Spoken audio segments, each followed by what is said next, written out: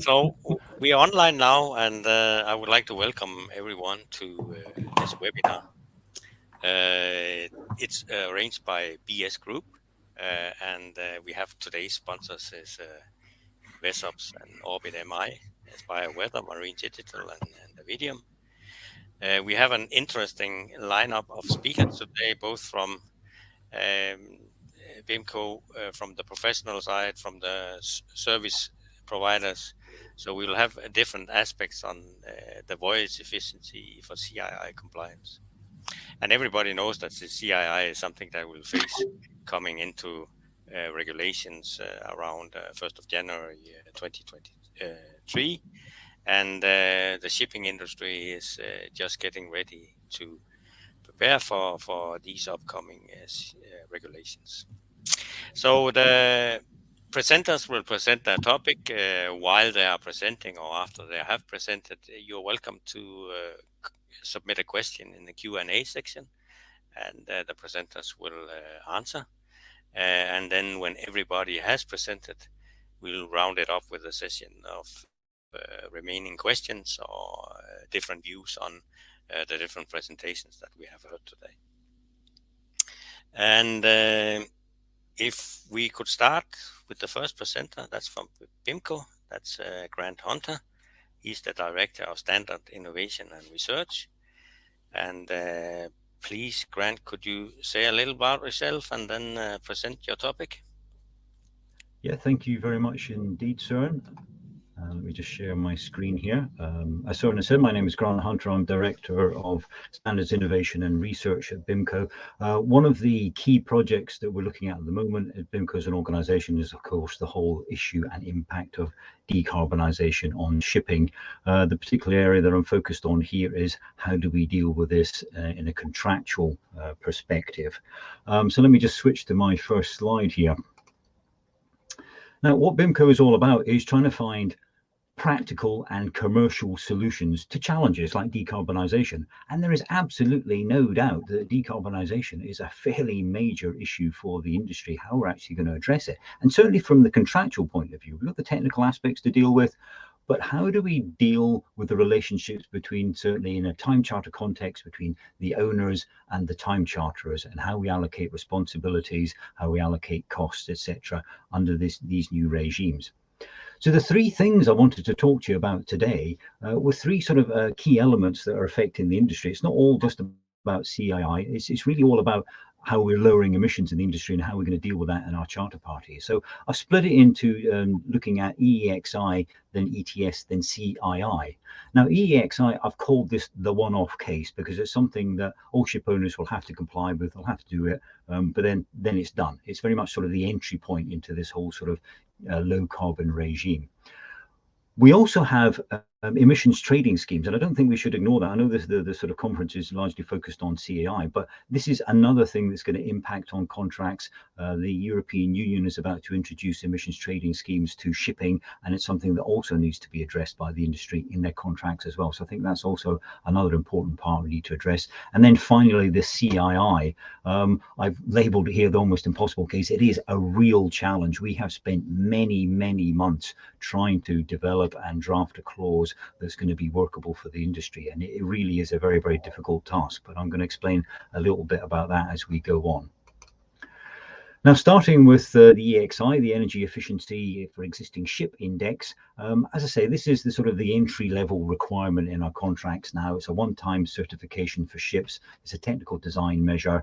It takes effect as from the 1st of January 2023, but it's a rolling introduction. Basically, from the 1st of January 2023, I think up until your sort of first survey date thereafter, you need to comply with the new regulation. So it's not going to be overnight that the entire world fleet has to comply with this. So it's going to be a rolling introduction of EEXI, and that's how it's going to have an impact on the industry. It's just going to be rolled in over a period of time. So it's not an instantaneous thing as we had with the MARPOL 2020 rules on low sulfur fuel. So they'll take a little time to establish itself. It's not all done on one particular date. Introducing a clause into your charter party to deal with EEXI, It may require a change in your speed and consumption warranties, but that is not always going to be the case. It may be that some ship owners are already operating their vessels at a slightly reduced speed anyway, below their absolute maximum, and merely by taking a little bit off the top of that maximum, it may not have an impact on the speed and consumption warranty. So again, it's not going to be exactly the same impact on every case. We have already published an EXI transition clause, so one of the 3 clauses is already available to the industry. We published it last December, and you can freely download a copy of the clause from our website, and there are explanatory notes to give the thinking behind it as well. But essentially, and it's a theme that's going to be running through all of the 3 clauses I'm going to be talking about today, it's both parties accepting that you kind of need to work together to get these things done. It's not a phrase that we commonly use in contracts and charter parties, but we're going to be seeing it much more in the future, and that owners need to cooperate and collaborate to get this done. And that is going to be an essential feature of us working through this new low carbon regime in the future. So you have to accept that this needs to be done, needs to be complied with.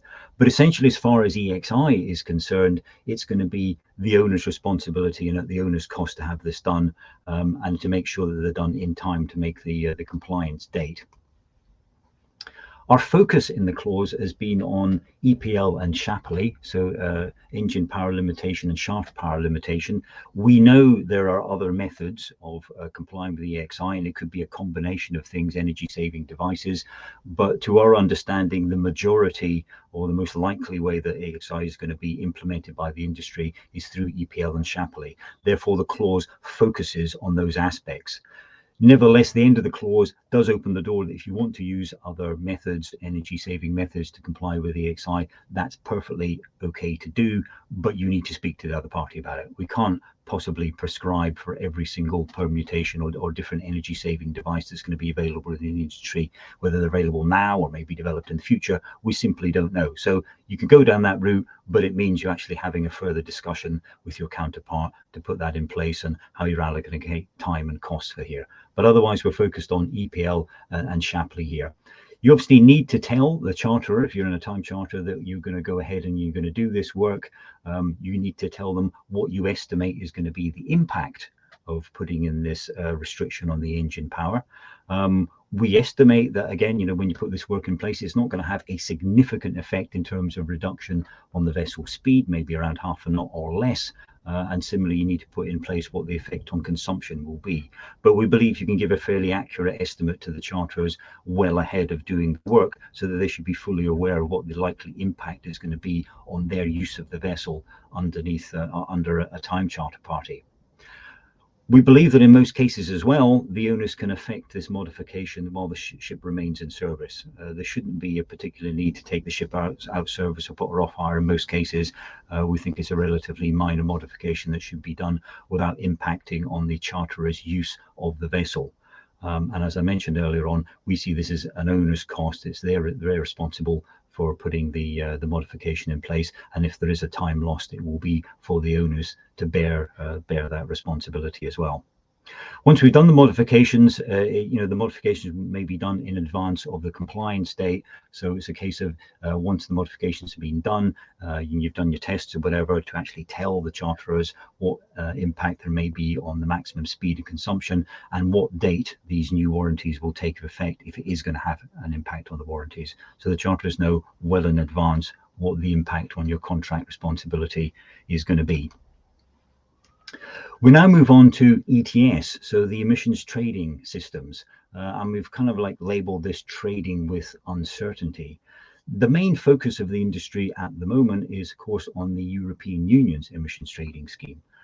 We realistically believe that other countries will follow. Other countries around the world will introduce similar schemes in the future. We don't know when and if they will be exactly the same as the European system, but it's quite likely that they'll introduce similar schemes.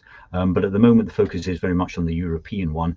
But nevertheless, we've developed it as a generic clause. We don't have to keep revising these clauses. People want things in the charter parties now.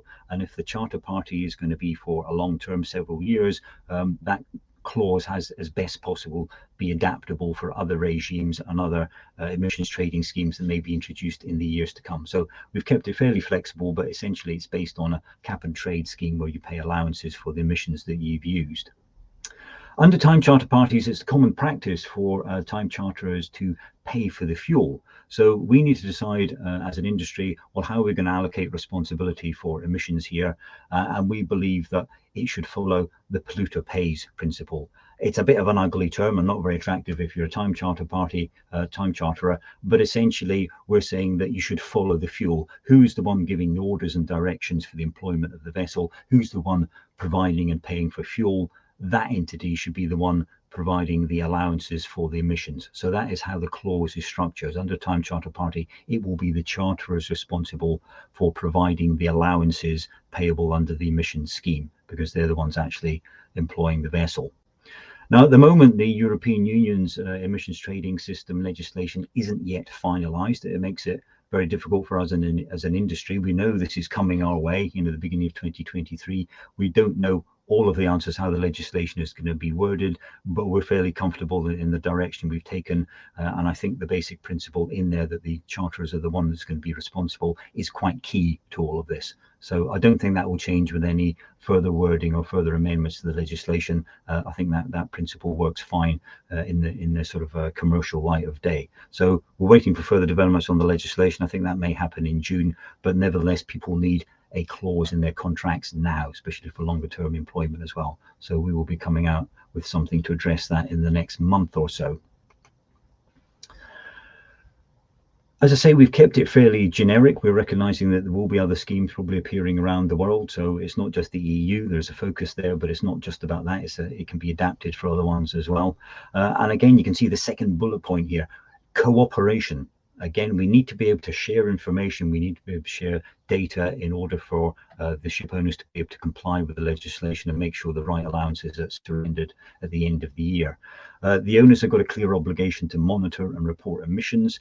They have to do that as part of the EU MRV scheme, but also that information and data should be readily available to the charterers that are employing the vessel as well. So a key responsibility for the owners is the monitoring and reporting of emissions under whatever ETS scheme they're operating in. We have followed the wording that we see in time charter parties, which basically says that the time charterer is the party responsible for providing and paying for fuel, and therefore it follows that we use the same wording to say the charterer is to provide and pay for the emissions allowances as well.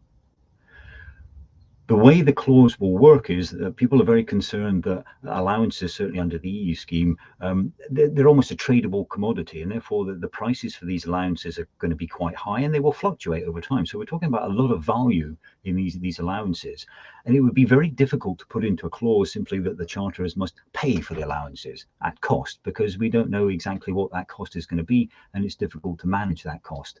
And we must also bear in mind that the allowances are submitted on an annual basis, not as you go along. So, they can accumulate quite significantly, and the impact on cost and everything is going to be quite significant. So the way the clause is phrased is quite simply that it's a transfer of allowances. The charterers have to obtain the allowances, and they can either do that by registering to have an account on the EU register platform itself, which provides for the allowances, or they can use a broker or a banking finance house that provides allowances on their behalf. But nevertheless, all it is a case that on a monthly basis, the charterers will get a report from the owner saying we had so many tons of CO2 emissions this month and we require this amount of allowances, and the charterers will transfer those allowances from their own account to the owner's account. The owner then builds up the allowances for the year, and then at the end of the year will surrender them to the EU system. So we don't deal in money at all, but we're using allowances as the sort of the currency for the contract. So that makes it a lot simpler and a lot easier to deal with as we go through the year. It's done monthly, on a monthly basis in arrears. Again, we don't know exactly how long a time charter is going to be. It could be for part of a calendar year. It could be running for several years, but we don't want to build up an excessive amount of allowances at any one time. So we're just doing this on a monthly basis. So each month you get a report. Each month you submit and transfer the allowances. If the ship goes off hire, then it's obviously that the ship owner itself, those emissions that come from the ship, whether it's in hotel load or making its way to a dry dock or whatever, that's the owner's responsibility. So if the charterers have paid allowances for any period during which the ship is off hire, then those need to be returned to the charter afterwards. And again, you can see, because we're using a simple transfer of allowances, we don't run into issues about the cost. What was the cost when the charterers bought it? How much are they worth now when the off-hire occurred? It's simply transferring allowances backwards and forwards between the parties, and we don't enter into the actual cost aspect. What happens if the charterers fail to transfer? With that as well, we need to give some sort of leverage to the owners, because they're the ones going to be on the hook if the necessary allowances aren't surrendered to the ETS system. So basically, we have given the owners the right to suspend performance. If they require allowances to be transferred from charterers and the charterers don't actually make that transfer, then we have the commercial leverage to say, okay, well, we're suspending performance until such times as you transfer those allowances. So there's quite a lot of commercial leverage in there. But at the same time, we also appreciate that it takes time from submitting the data and the calculations required to show what allowances are due, for the charterers to check those calculations and that data, and for the allowances to actually be transferred. So we've created a window in which all of this can happen at the end of each month. And then just finally on the ETS, before we move on to the CII as well, we also have to deal with what happens at redelivery as well. For the last period of a time charter before the vessel redelivers, you don't have the benefit of doing things in arrears when you can give actual emissions. You're going to have to estimate. So the owners will give an estimate of what they think will be emitted for that final period. And then at the end, when the vessel is redelivered, that needs to be resolved and consolidated. So either the charterers will owe some more allowances if the estimate was not in favour of the owners, or the owners will need to transfer allowances back to the charterers if they overestimated the final period. But all of that is resolved again just within the transfer of allowances within the clause. We come on to the final one there, the CII, and that is very much the game changer. That is the one that we have struggled the most with, dealing with carbon intensity indicator. I think probably all of this information here is known to all of you watching in here, that it's an operational measure. It comes into force at the 1st of January 2023, and it's a ship efficiency measure based on CO2 emissions per cargo carrying capacity per nautical mile. The key thing about it is, I think for the industry, is that it's not enough just to comply on day one when the legislation comes into force and then just carry on what you were doing. That works for other legislation as long as you keep doing the same thing. With CII, eventually after a few years, your rating would drop if you just carried on doing the same thing, because the CI ratings narrow each year. This threshold that's available to you in terms of emissions gets narrower year by year, and therefore we have the concept of continuous improvement for the vessel. And over a long period of a charter, we need to work out how the owners and the charterers going to resolve this when they're employing the vessel and trying to make the most efficient use out of it. So this is CI rating graph. It's ratings from A to E. We assume that most people will kind of be operating in the sort of the C rating level. The interesting thing about the legislation, I think, as well, is that it doesn't actually come with much in the way of sanctions. What happens if you drop to a D rating? Well, if it happens in 3 consecutive years, then you have to submit a corrective plan. But that's it. If you drop to an E, then you immediately have to submit a corrective action plan. What happens if you don't improve after you submit your corrective action plan? There isn't actually any sanctions in place at the moment for that at all. So we don't really know what would happen. We know that in 2026, the IMO will discuss all of these things again. They will see how the first few years have gone, and maybe at that point they will introduce some form of sanctions depending on how the system goes. But it's unusual that there isn't anything, there isn't really sort of a stick to beat the owners with on this one at the moment. There are no actual regulatory sanctions as far as that's concerned, but the fact that they must simply submit corrective action if they drop below in a rating.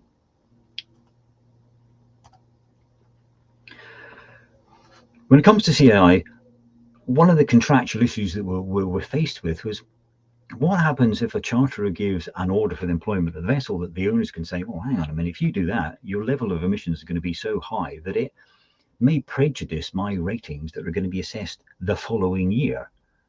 should an owner just have the right to say, no, I don't want to do that. I'm not doing that voyage because it's going to prejudice my rating.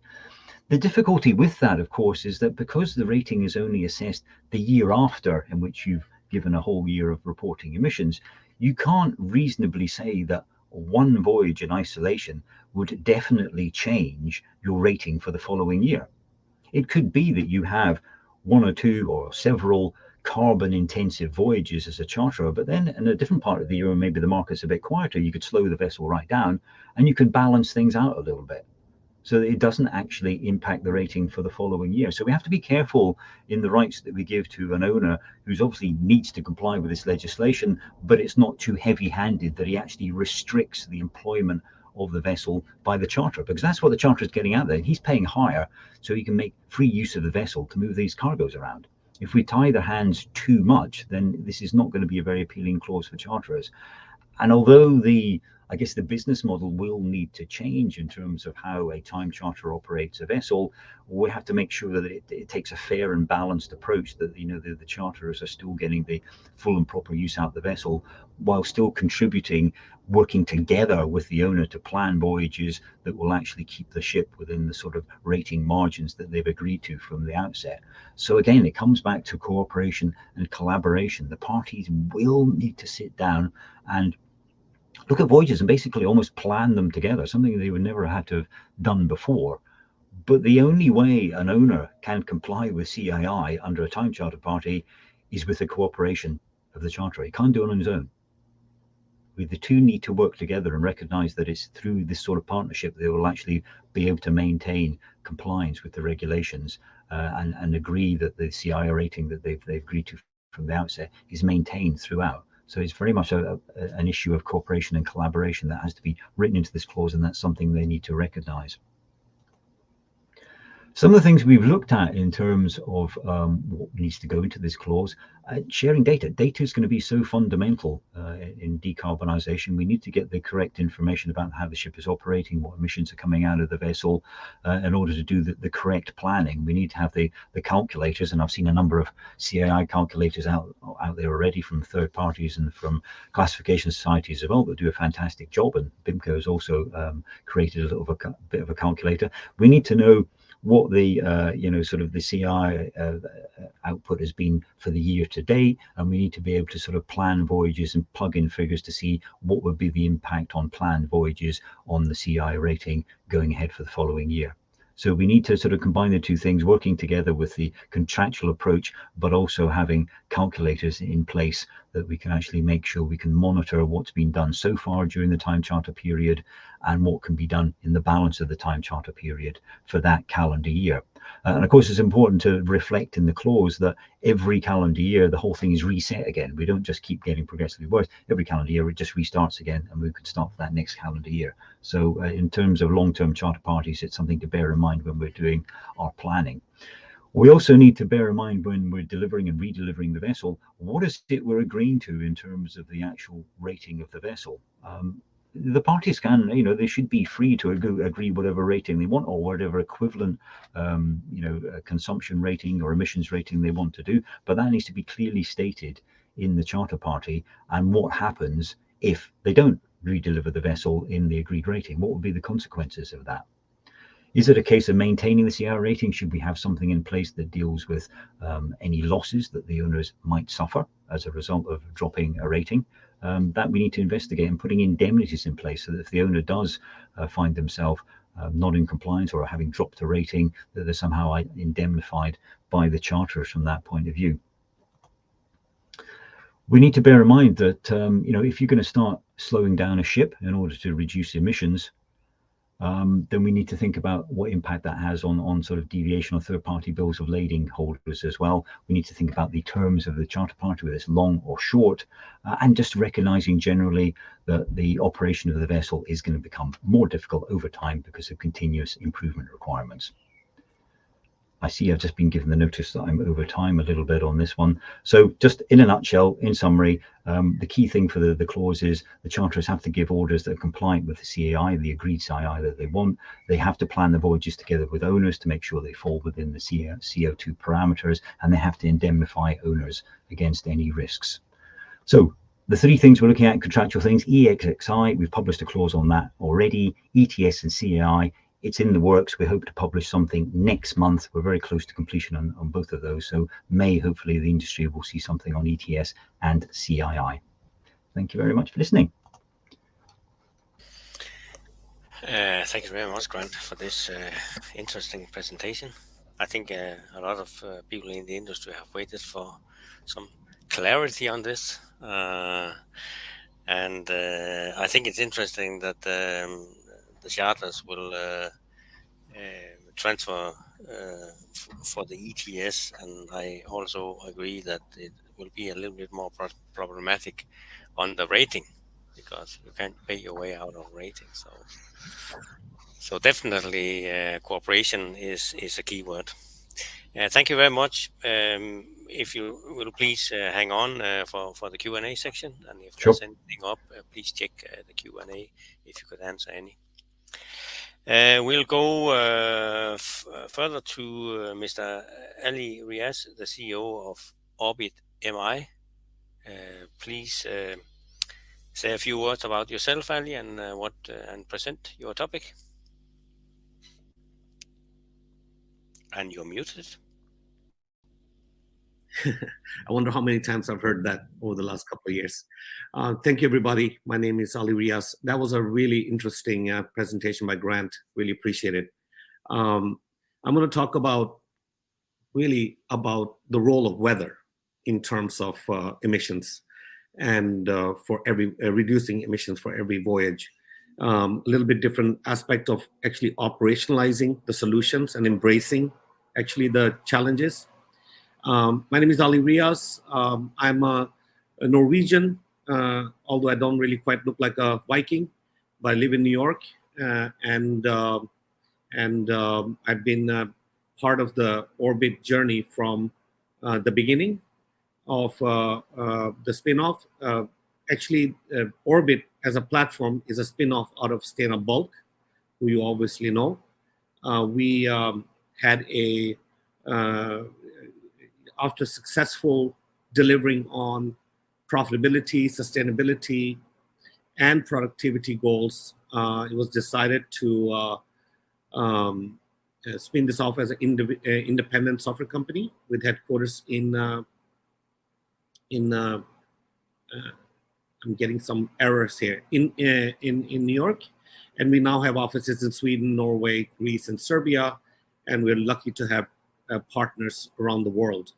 And our goal is really simple, not easy, which is to unlock the hidden value in data generated by Maritime to help the entire sector become, like Stena and Western Bulk and other clients of ours, more efficient, profitable, and sustainable. And I just want to give you an insight into what Orbit is. So inside, you can see that Orbit has a lot of core functionality around maritime intelligence, operations, chartering, and so on. But what we really burn for is to make our clients' life easier. We don't believe in fragmented, standalone systems that just means log in and log out and cut and paste and back to being almost manual.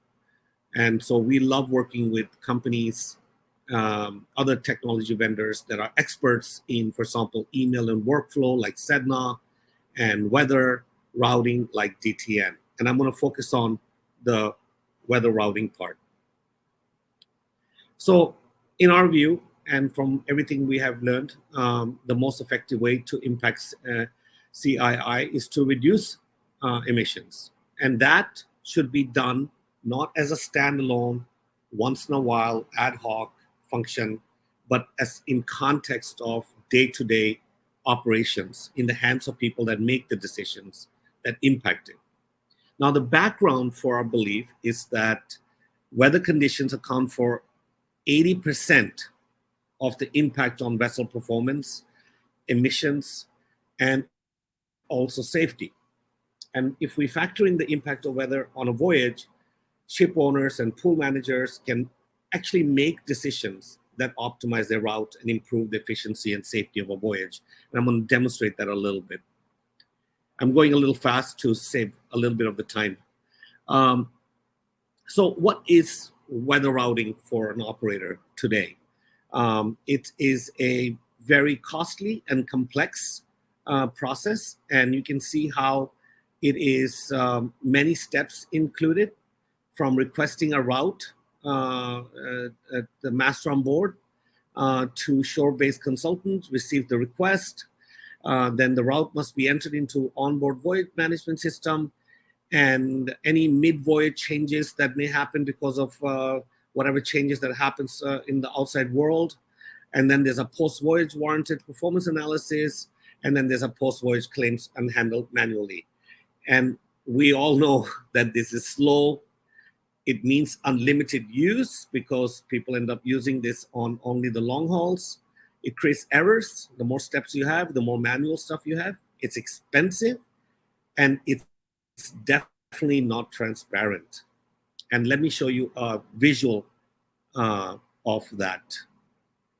So you're not meant to read all the little things, but definitely these are the minimum number of steps that's taken when you're doing a voyage. So when we talk to our clients and partners, it's very clear that this is kind of a crazy that this is happening every day. And it's really about time something is done about it.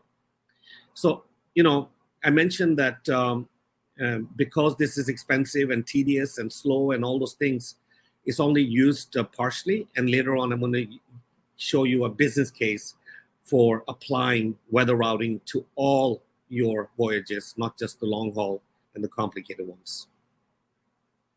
And hence, not only does this mean digital transformation of a very manual and tedious process, it also means new business model. For example, unlimited use of routing in your system. So what do we stand for? Unlimited and unleashed weather routing. And that means what if you could, for all your voyages, not just the longer ones, conduct pre-fixture what-if scenarios, and that will be done to negotiate the best voyage terms. You can generate weather-optimized routes for all of your fleet, and really it paid for themselves in fuel savings. Select the best route based on parameters such as CII, GHG, Laukens, and so on, and reduce carbon emissions at a faster rate by consistently taking routes that require less fuel, and proactively adjust and optimize routes mid-voyage because, I also lived in Boston for a long time, and in Boston we say if you don't like the weather, wait 5 minutes, it will change. It's kind of crazy that these type of changes that happen all the time are not factored in, and it means a lot of cost and lack of safety. And then automatically generate performance analysis that show the impact of weather on voyage outcome. So Orbit offers something called Weather Plus, which is powered by DTN, and it's a completely digital solution, completely automated solution that is changing the industry's weather routing business model. It transforms weather routing from a siloed manual process, and the main constraints are that by it's high per route pricing that we then are turning into an automated, unlimited, and transparent. And that means you can do a lot more what-if statements and a lot more scenario planning before, mid, and after. So I want to give you a couple of workflow examples, like what this means in practical terms. So here you have, for example, an adverse weather workflow. An operator is alerted to adverse weather conditions, and that means Orbit Weather Plus will display the upcoming activities, and we recommend an alternative optimized route. It's to port, point to port, point to point, and so on and so on. So you have a lot of different capabilities. We actually use artificial intelligence to provide you with the routing capabilities.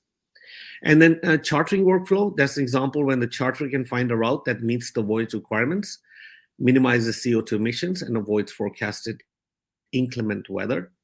Another benefit is competitive intelligence workflow, which is our AI engine combined with DTN weather information. We provide very deep competitive analysis on competitive vessel performance. So you can see actually not how you're doing, but how you're doing compared to others. And I want to present something that we love to discuss with anyone who's interested in learning more, is this slide. And I'm going to walk you through it because I think it's very interesting. So here you have a before case on the left side. Let's say you're working on 1,000 voyages per year, and you have, because of the manual and expensive process, you're basically using your weather routing capability on 250 of those 1,000 voyages. And for baseline, we're using 30 metric ton of fuel consumed daily. And because they are longer voyages, you can see 420 metric ton of fuel consumed. And that means 105,000 metric ton of total fuel consumed. So that's just the baseline. And for when you use weather routing, professional weather routing capabilities, you will save 5% savings.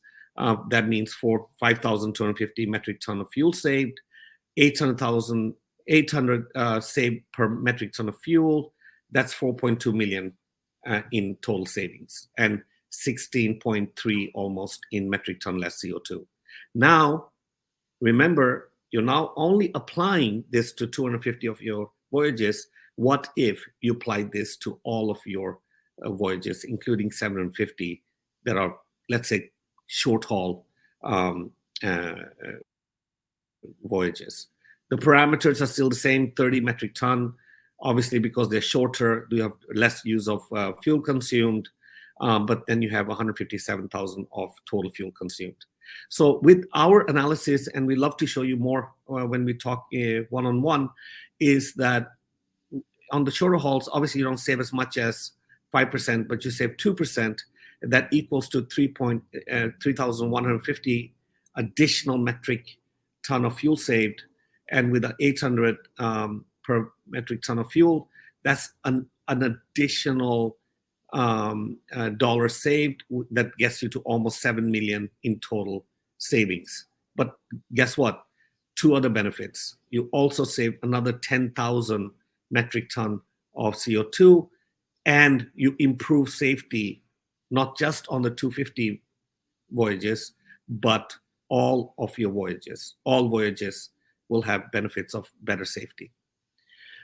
This is just the feedback we are getting from different customers and prospects, and really people are excited about seeing optimization and weather routing combined in one workflow and automated in an unlimited fashion. So we'd love to share more about this with you. What we are offering the exclusive for registrants is the very deep white paper that we have written, and we invite you to reach out to us for a free cost and emissions saving analysis that I just showed on a generic level, but we can make it very specific for each one of you. That's all I have. Thank you so much. Thank you very much, Ali, for this interesting presentation. Please hang on to the Q&A section. And I think there will be more questions for you when we come that far. Now we'll go to Mr. Ivan Ladan, the CEO of Marine Digital. Please go ahead, Ivan. Tell us a little bit about yourself and go on with your presentation. Soren, hi, thanks for the introduction. As you mentioned, my name is Ivan. I'm the director of Marine Digital. We are a deep tech company based in northern Germany, in Lübeck. Today, I'd like to talk about the relation of the CII and ship energy efficiency management plan. So I will share my screen and start with the presentation, I guess.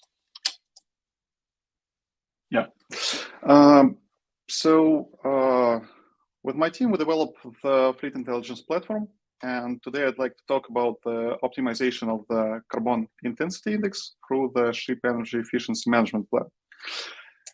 Basically, we are all familiar with CII, and there's not so much to talk about right now. But the case is that, like we all knew that within the next year, we will have this regulation.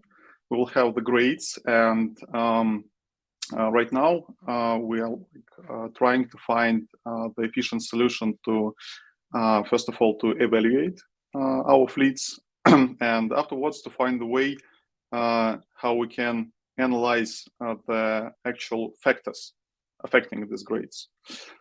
So basically, we start developing the platform with the focus on the understanding of the voyage optimization and management of the just-in-time arrival. The second part is to be able to monitor the performance in line.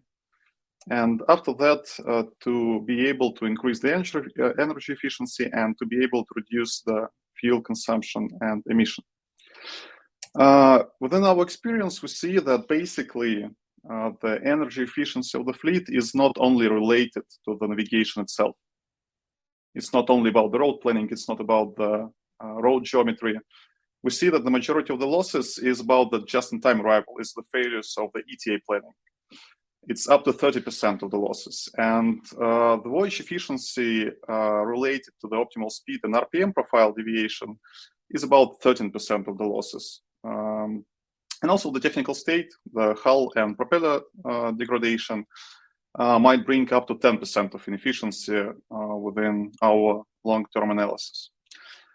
So to monitor these factors, we build a special sets of algorithm where we can analyze and profile the events within 2 years of the historical data for the fleet, and to analyze the impact of the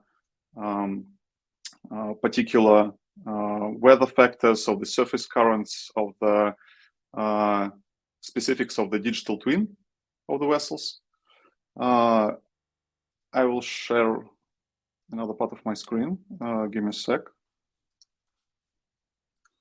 And I'd like to show into details how we work in particular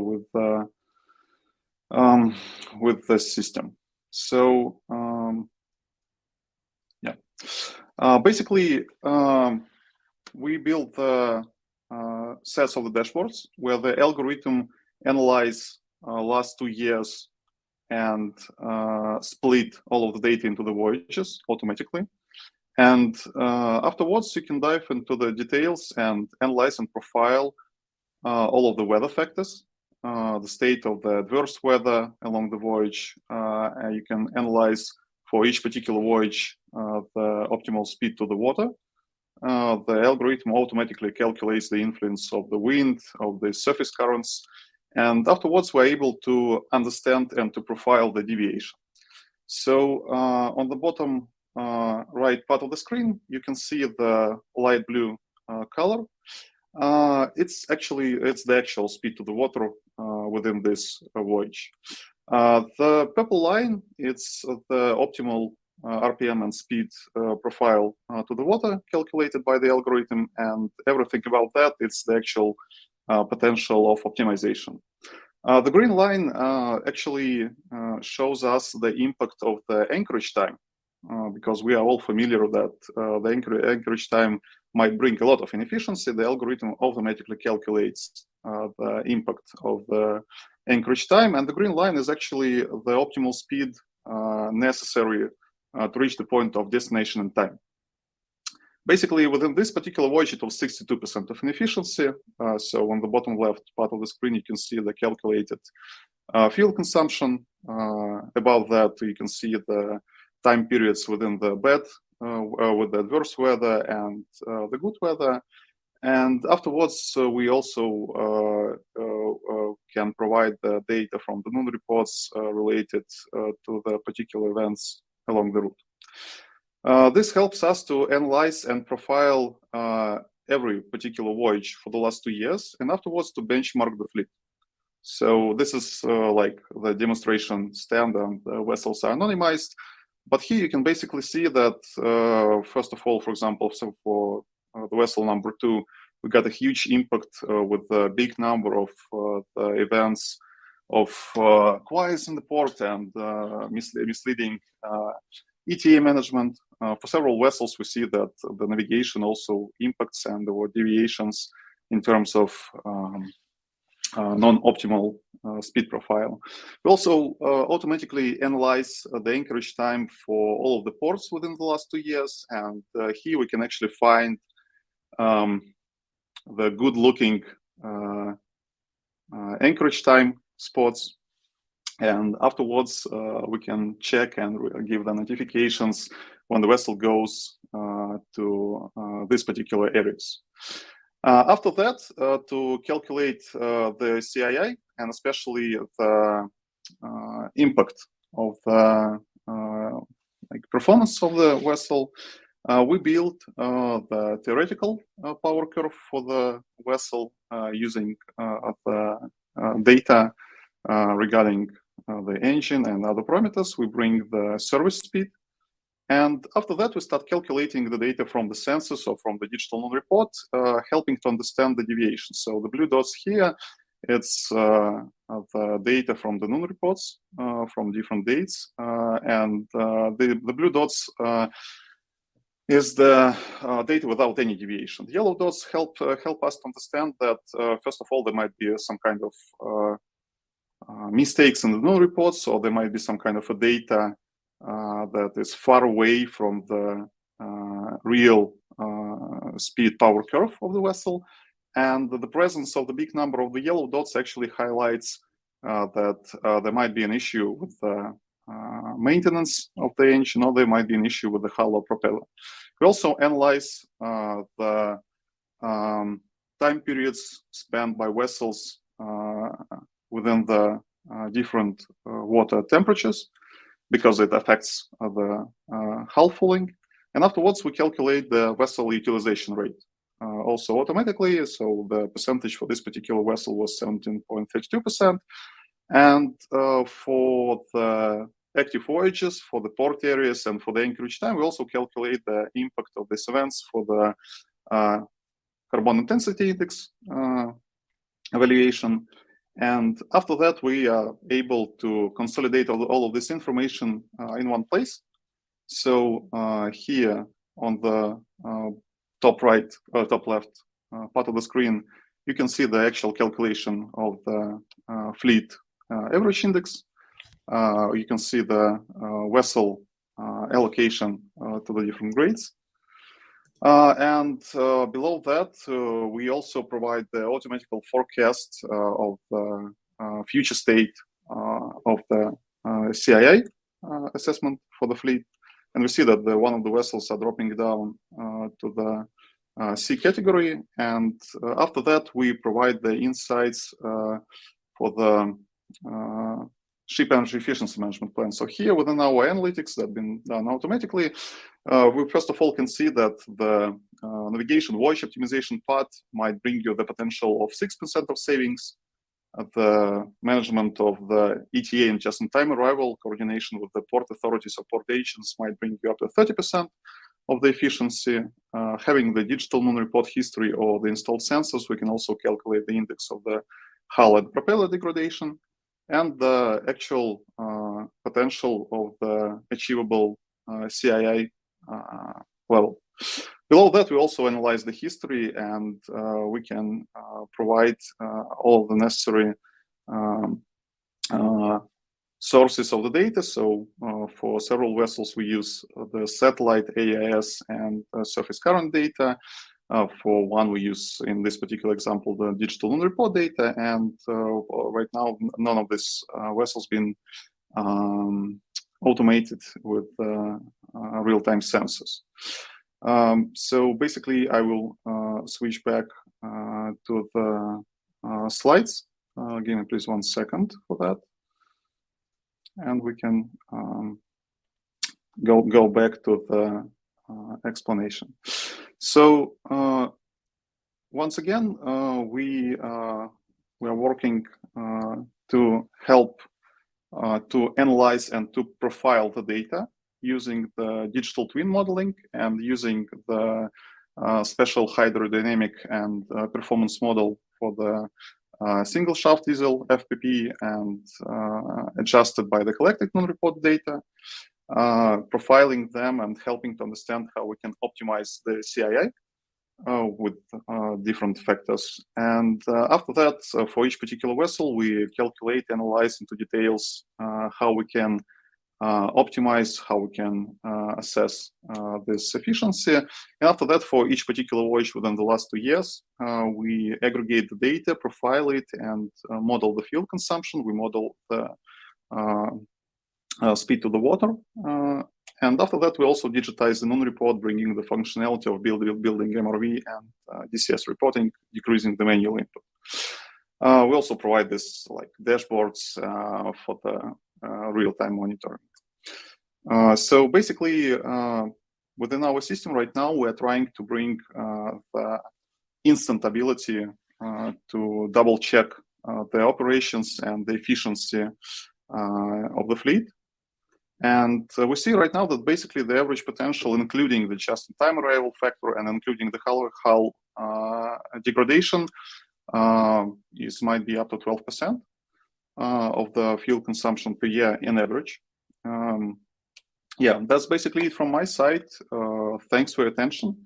And we will be glad to dive into details on the Q&A session and offer the free trial of the product.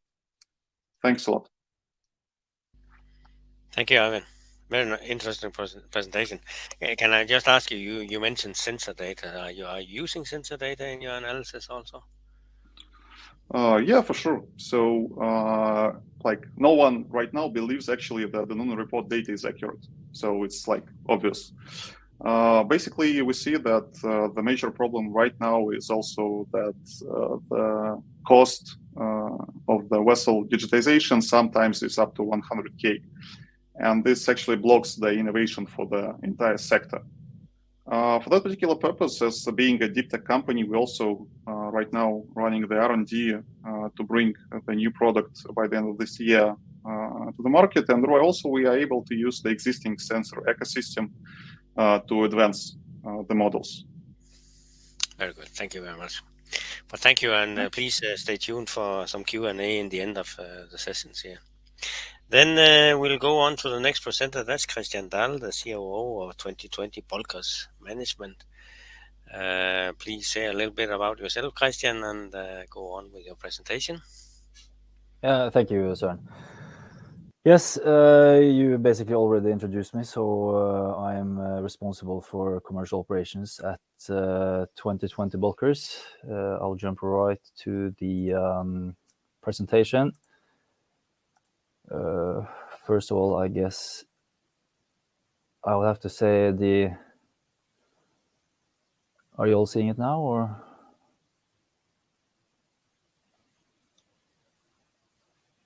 We see the PDF version of your presentation. Can you make it a little bit bigger? You know what? I think then I have to bring up the PowerPoint. Yes. Yeah, sorry about that.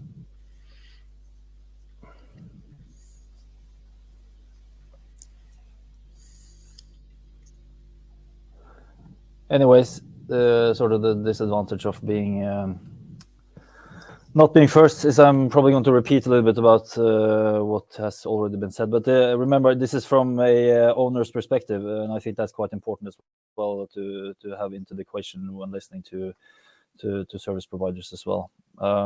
First, a brief introduction of 2020 Bulkers for those who don't know us. We have 8 Newcastlemaxes as 208,000 deadweight ton bulker with eco design built between 19 and 20. To make a long story short, in this context, we are well positioned for EEXI and CII. So our starting point gives us time to prepare for necessary improvement measures towards the end of the decade, which is when I assume CII is really going to make a significant impact, at least for us. Being publicly listed, having all vessels out on TC, and outsourced technical management, those will all be factors that will define our strategy going forward. To be honest with you, I'm not speaking here to just sell anything or prove anything. I'm just trying to give a brief picture of how we as an owner view the situation and how we have thought to be on top of it. We are, as mentioned, we are very fortunate situation with our EEXI and our simulated CII rating. We are not being sort of extremely creative about improvement factors just yet. We are a young company, but we have a mature organization, and most of those proven measures has already been implemented with us. So our mission in this context is to deliver low emission services to our customers. And there is no need for us to revolutionize our ways of operating quite yet. So I guess you should have had an owner present in addition to us with old vessels to explain sort of how that perspective would have been different. As mentioned previously, also mapping. Well, first of all, CII and EEXI will be viewed differently depending on who you ask, right? So policymakers and port states, service providers, charters, and owners, they will all have very different perspectives and tasks. But there's no doubt there will be a need for enhanced collaboration to reach all our goals. And from our perspective, it's been crucial to define first our status. Are we in or are we out? And when and how much will we need to take action? After getting those answers, CII and EEXI has actually become an integrated part of our business strategy. So that's been very interesting. Anyhow, every owner will need to start at the very top. Are you at all still in the game towards the end of 2023? If not, how are you going to comply and how are you going to survive? And what about 2030 and beyond? How do you simulate your situation going forward? This could be very dramatic for some, but I think sort of after a deep breath, most should be fine with realistic measures. And as Grant mentioned, there's a difference between the EEXI and CII. First comes the EEXI. This is firm with defined implementation and policing, and the CII is certainly coming, but you still have a lot of unanswered questions like correction factors and how to police compliance, and in addition there will be a lot more time to figure out how to comply with all this. And for the data and AI suppliers, you'll probably be happy about what I'm going to say now. The topic of voyage efficiency. We have been talking seriously about data for the last 10 years, but the time has come to look beyond the DCS and MRV, and performance data will probably define your ability to be in or out of CII. But there is no sudden magical solution to extraction and treatment and use of data from vessels. It's very complicated. It takes a lot of effort to implement and utilize, especially when we look at that being strict about added value. And always ask your digital supplier to explain the added value and practical use. And ideally, you should have your sort of trusted captain and chief engineer to be involved at an early stage. Go on board and walk through the process, explain everything, explain your goals, and have their view. To me, it's key to having success on this. And as always, when it comes to technical and operational behavior, the key is to have someone on board involved in the process, and never forget to have the vessel's perspective. I'm always emphasizing that. In addition, when looking at onshore solutions for improvements, it needs to be realistic. It needs to be practically proven before rolling out full systems and processes. But for every owner, you have to be aware of rushing through digitalization. As there's theory and reality doesn't always match. Again, the practical onboard perspective is a key to success. Operational behavior. It will be. This is also coming back to what Grant mentioned. Is going to be heavily impacted by commercial considerations, and this will probably be one of the biggest headaches for many owners and operators. It will in turn define your ability to reduce speed and avoid waiting time. This will be a very complicated puzzle, as many of the involved parties are not used to consider emission factors. You know, there could be terminals, it could be charters, end users, shippers, and so on. We have long heard about the ambitions to make use of this so-called just-in-time process, as mentioned in the previous presentation. But time after time, we see the lack of collaboration, the value chain to make this happen. But hopefully CII will force this through and fast forward development in this area. Those who sit close to operations know how much time and fuel is wasted every day at sea. You have ships rushing to ports, just ending up in a queue. You have ships sailing full speed to discharge cargo, ending up in storage for the sake of sort of satisfying middle management KPIs at receivers, at end receivers. And I think onboard voyage efficiency has come a long way for many already, while some hopefully has a lot of potential still. With CII is going to be in the details. Both engine and navigational operations can always be better, and some processes will belong on board, and other processes will belong in the office and facilitated from the office. Weather routing is one good example with sort of positive development during the last 10 years.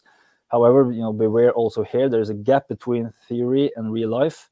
I've seen some very interesting examples of IT people trying to operate vessels, and it's not always a pretty sight, I can tell you. So again, look out for the digital pitfalls. Sorry to say, but that's sort of from an owner's perspective a fact you have to be aware of.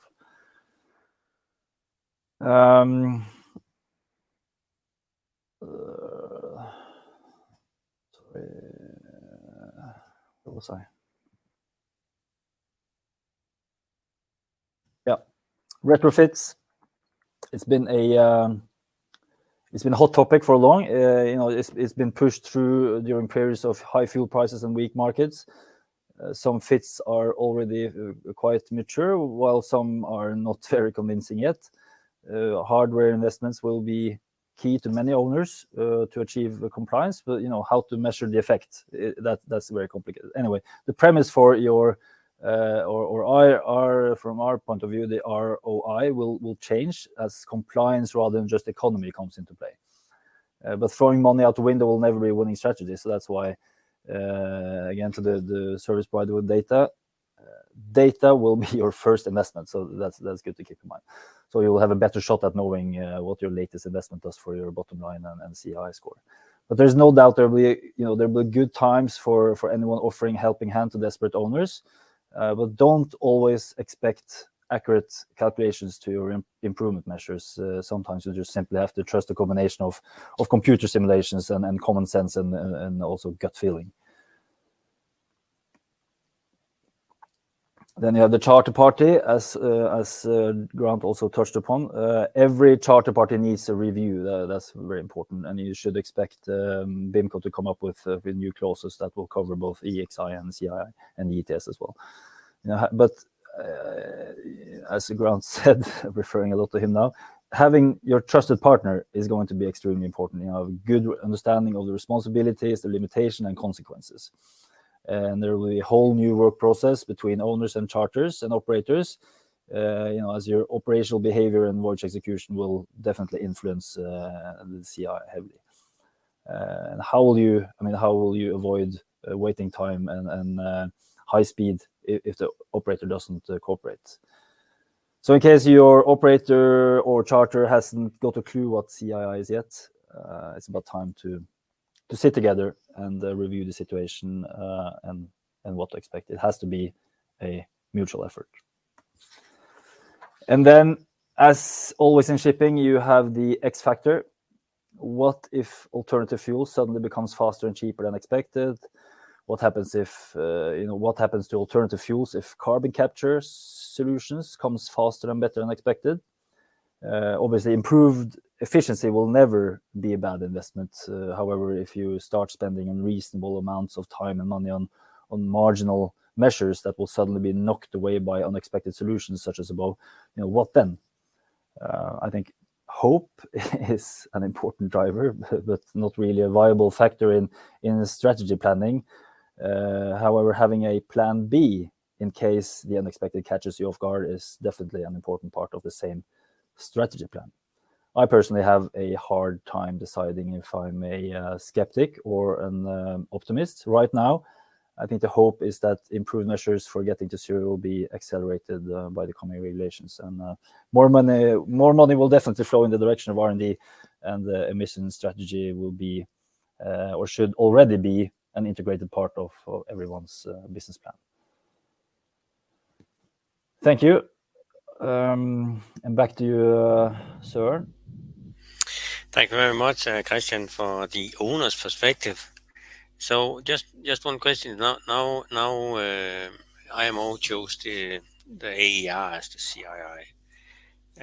It could have been the EOI, or it could have been something else. Well, do you think the CII is a good measure for carbon emissions, or do you think it could have been done better? It could always have been better. I'm the kind of guy who trusts, the experts on this. From our point of view, CII is a great thing. We're quite good off, so it will be great for competition and great for the markets. I think and the operational perspective has to be there.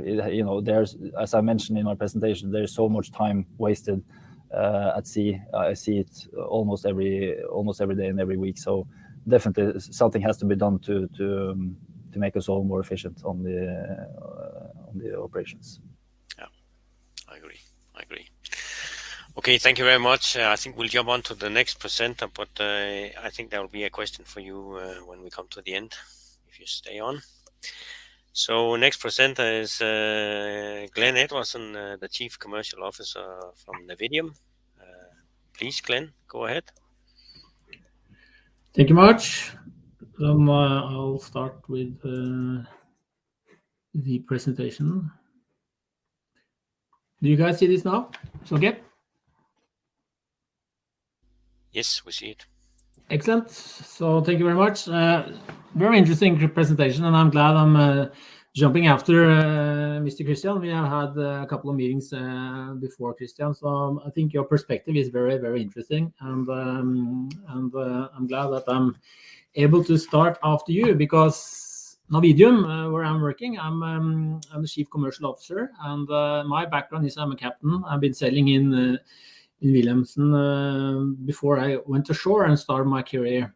I've been working in multiple OEMs such as Kongsberg, ABB, and others. And I've also been working in weather solution providers. I started in this company about 5 months ago, and the reason for that is very much in the context of how we can actually help the ship owners in this challenging digitalization that we are going through in shipping now. And with the background and the backdrop that I have, I think the perspective that at least Christian and also Grant also have is that the owners and the charterers, they really need to cooperate. And this is where I believe that a company such as ours are really in a good position to help.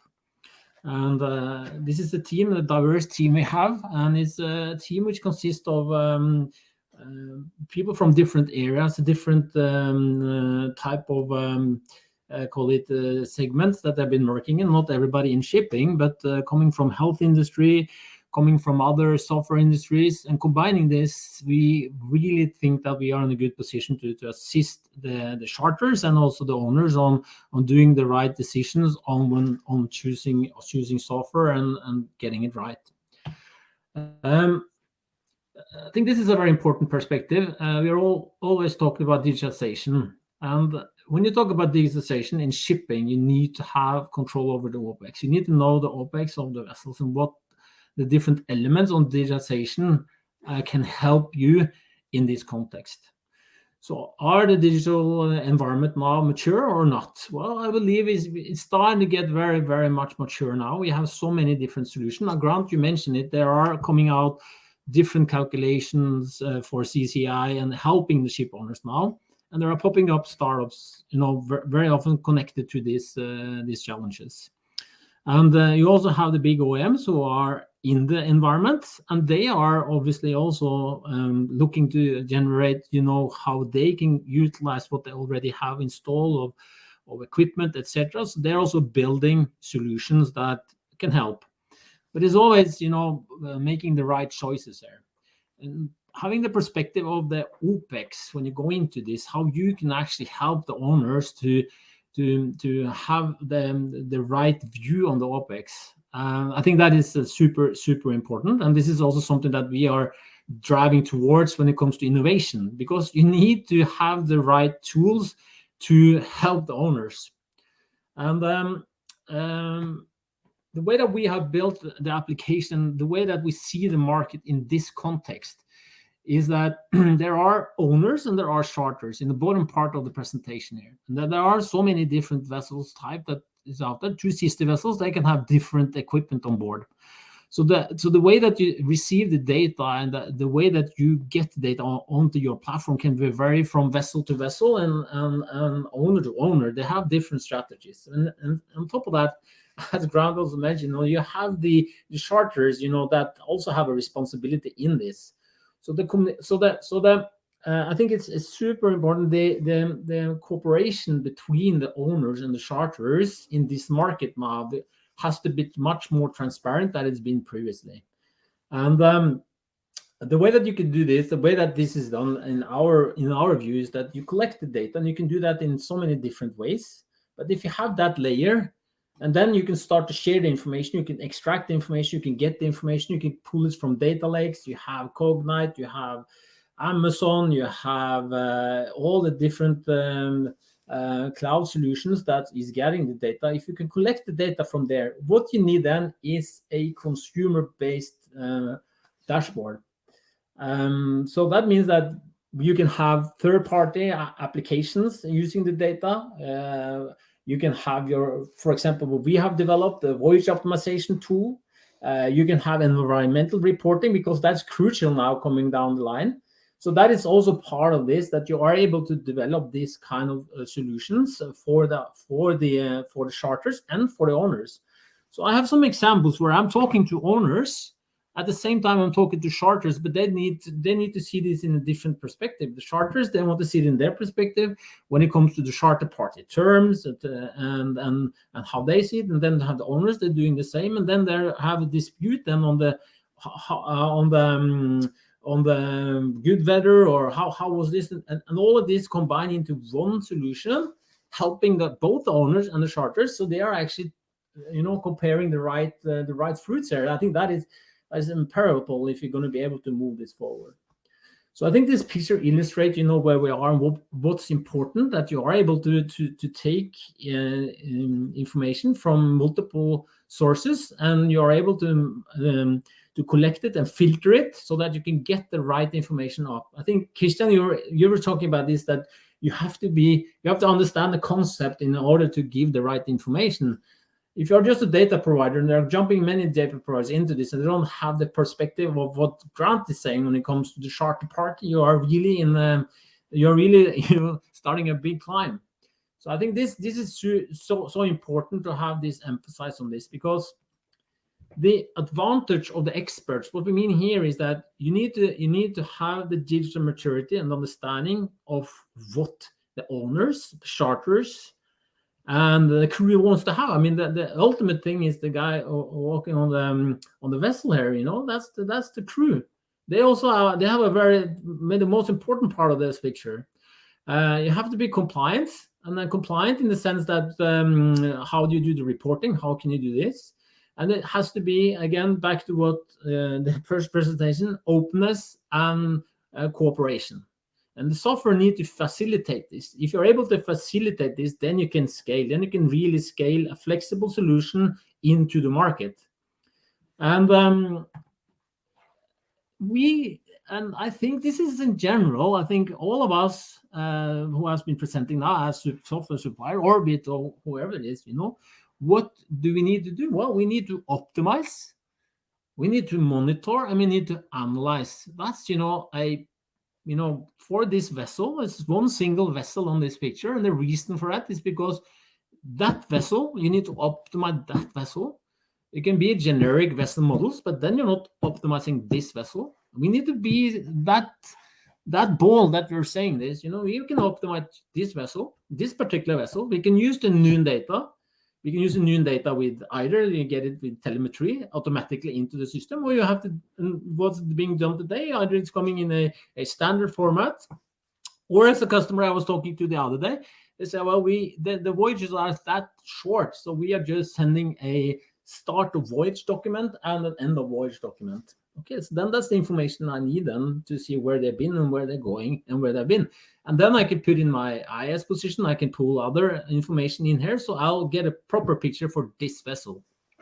And then it's coming back to the investments, because Christian, again, there's pouring money into this for sure, but again, it's limited investment that is needed in order to prove the value. So I think that is also very important that, we see a lot of the software that is coming into this industry or coming in who are new players in many ways into the shipping industry, that the shipping industry has a cycle. It's going, now the container rates is skyrocketing, but it wasn't that many years ago that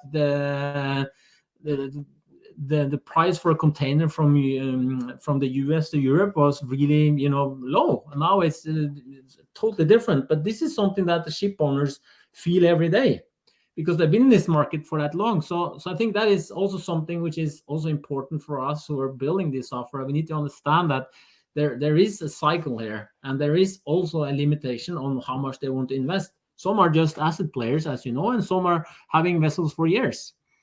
So then you come back to, for example, the lengthy installation requirements. I mean, if you look at the charters, grant say you are chartering a vessel for a TC for 6 months or or 2 months or 2 years. I mean, some years ago, the long when you had the long charter on a charter of a vessel, it could be 5 to 10 years. And now we're talking long charters. We're talking maybe 1 year or 2 years. So the market is definitely shifting in that context, and that means also that you cannot do lengthy installations on this. That's not going to fly. It has to be smooth and swift, and that also means that OEMs, big players who have large equipment on board, as we see here, a big engine, and they need to open up to be transparent, because if not, they're just going to lock in the clients, and that's something which that's very, very challenging. And then that's why I bring it into that no one family product. I mean, we have to be open on this, and that's a very important part. Core features where we have our focus is obviously on the voyage optimization and on the performance.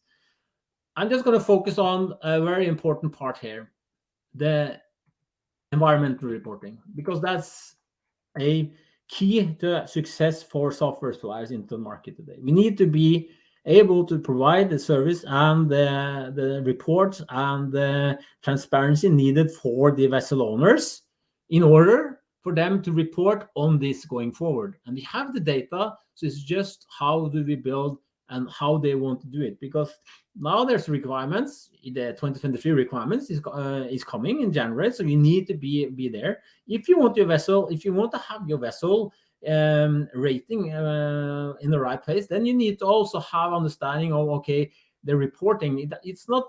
I had a discussion with the client also here the last week where he said, "Well, I'm reporting on a leg, and we are burning 500 tons." But I'm just giving an estimate to the cargo owner, and then if it's 450, then we just inform them afterwards. But that's not how it works.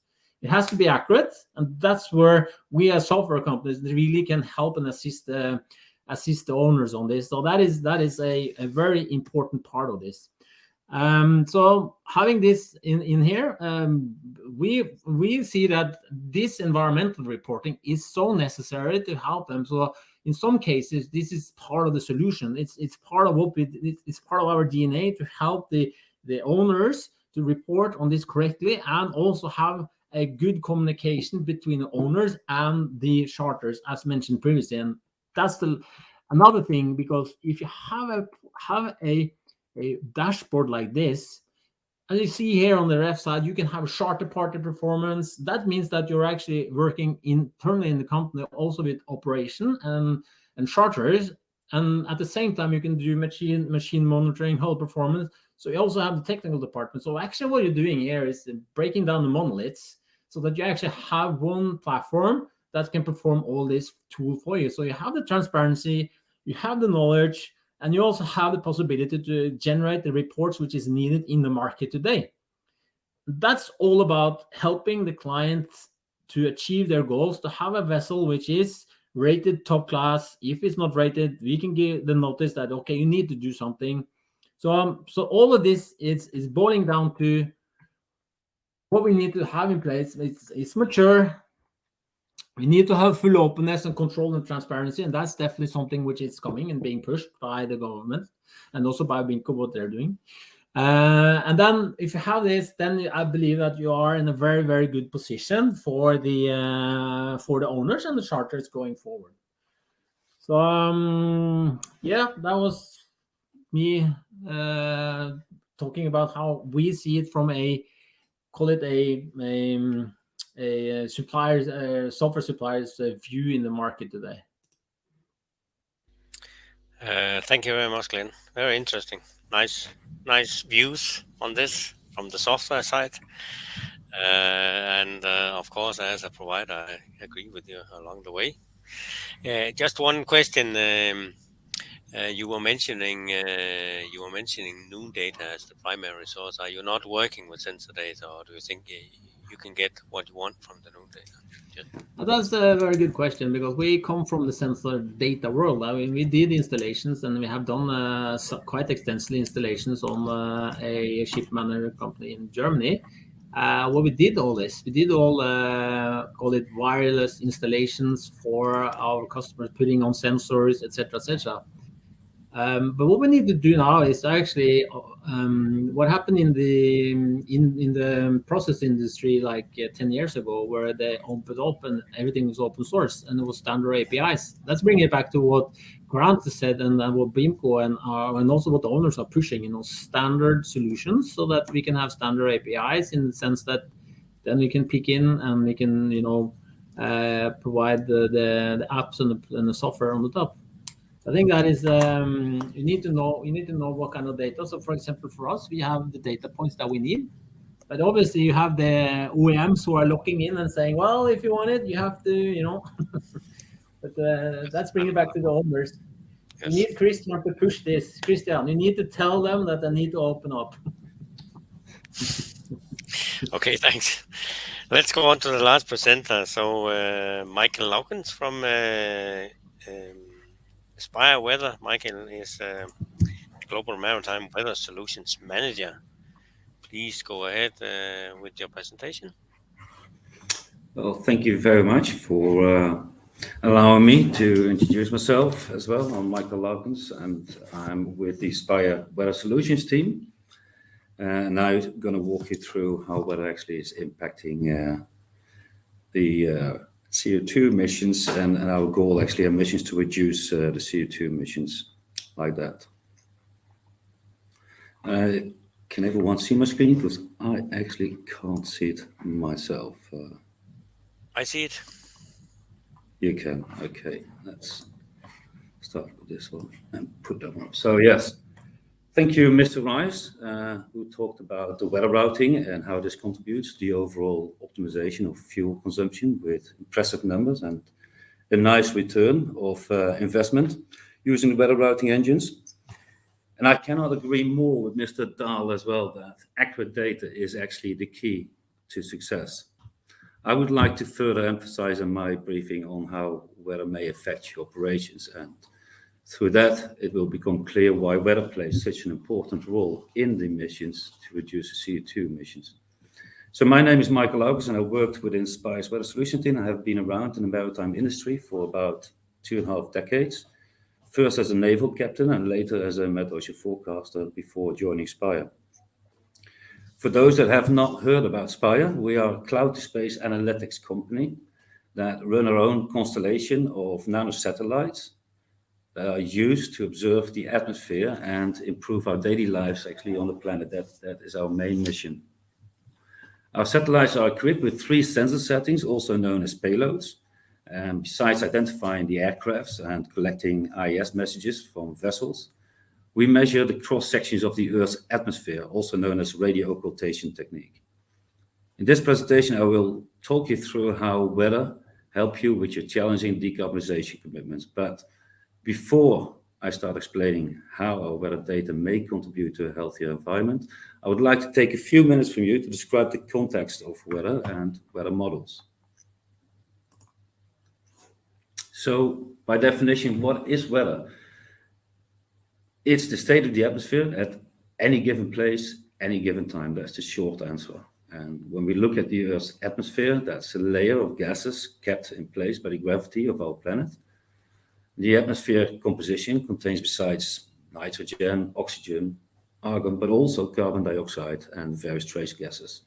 And from these gases, the carbon dioxide is the most important element for life on Earth as we know it. But because its concentration in the atmosphere has almost doubled since 1900, we're now facing these emission challenges, not just in shipping, but actually across all levels of the industry. The interaction between the Earth's atmosphere and the incoming radiation from the sun, that's giving us weather as we observe it on a daily basis. So let's talk about how we observe weather conditions. In a perfect world, well, we would know everything everywhere all the time. However, much of the atmosphere remains significantly underobserved, particularly in the verticals. Satellite data represents the largest amount of data being collected today. It's about 85 to 90% of weather data. In this image, just note how many sensors are actually land-based. But just land-based sensors leave a critical gap observing the weather over oceans and remote regions. To overcome this gap, Spire uses its radio occultation data, which is also the driving force behind our own numerical weather prediction models. Radio occultation is not something new. As a fact, it was actually introduced by NASA, I believe in the early 60s, to observe the atmosphere around Mars. Spire, however, is the largest producer of radio occultation, measuring various elements, such as the temperature in the atmosphere and the humidity, and the atmospheric pressure at various verticals, not just from the surface level, but all the way up to 120 kilometers. On the next slide, I will explain how the global observations that are collected actually turn into inaccurate weather forecasts that can be used by your industry and by the weather routes engines. The weather models use systems of differential equations based on the laws of physics. A coordinate system is applied which divides the planet into a 3D grid, as is shown on the right-hand side picture. Various processes are calculated within each grid cell, and the interactions with neighboring cells are used to calculate the atmospheric behavior in the future. At Spire, all public observations plus our own radio occultation data is collected in order to create the best estimate of the now. Then we run the data simulation, and as is actually shown more or less in the picture on the left-hand side, we apply machine learning techniques to generate initial conditions for our own model, so our own numerical weather model. Once this process is completed, the 10-day ahead forecast is generated and made available through our own APIs. Now we've learned about how weather is observed and turned into an accurate forecast. Let's take a look how this forecast data can help you to reduce the CO2 emissions. Well, we all have noticed that our climate is changing.